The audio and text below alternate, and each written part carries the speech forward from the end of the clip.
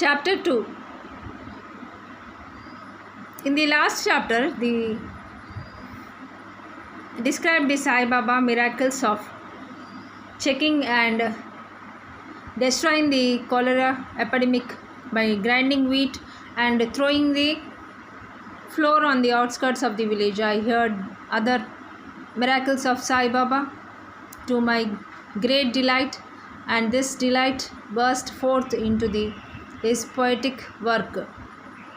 I also thought that a description of these miracles of Sai Baba would be interesting and instructive to these devotees and would remove their sins, and so began to write the scared life and teaching of Sai Baba. Life of the saint is neither logical nor dialectical. It shows us the truth and great path.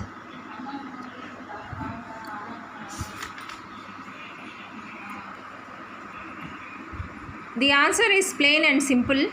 The life of Sai Baba is as wide and deep as the infinite ocean, and all can dive deep into the same and take out the precious gems of knowledge and bhakti and distribute them among the aspiring people. The stories, parables, and teachings of Sai Baba are very wonderful. They will give peace and happiness to the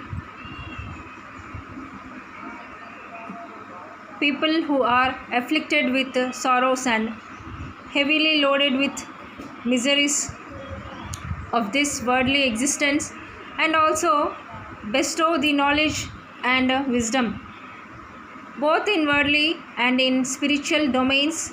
If these teachings of Sai Baba, which are interesting and instructive as the Vedic lore, are listened to and meditated upon, the devotees will get what they long.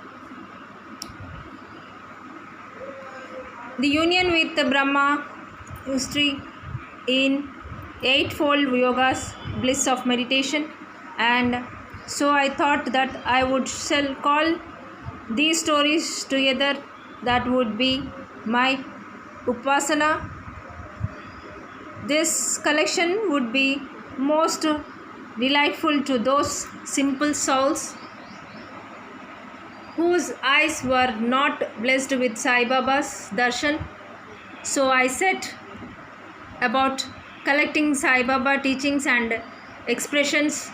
The outcome of this boundless self-realization, it was Sai Baba who inspired me in this matter. In fact, I surrendered my ego to his feet and thought that my path was clear and that he would make me quite happy here and in the next world.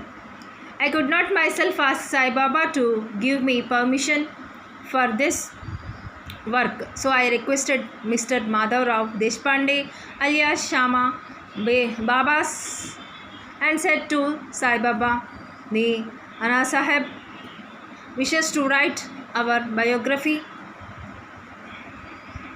Don't say that you are a poor fakir and there is no necessity to write it, but if you agree and help him, he will write, or rather your grace will accomplish the work. Without your consent and blessings, nothing can be done successfully.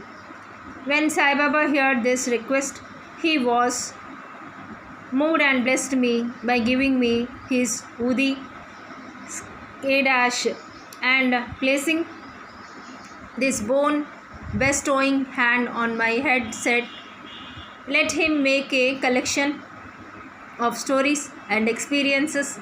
Keep notes and memos. I will help him. He is only a outward instrument. I should write my autobiography myself and satisfy these wishes of my devotees. He should get rid of this most what of my life stories.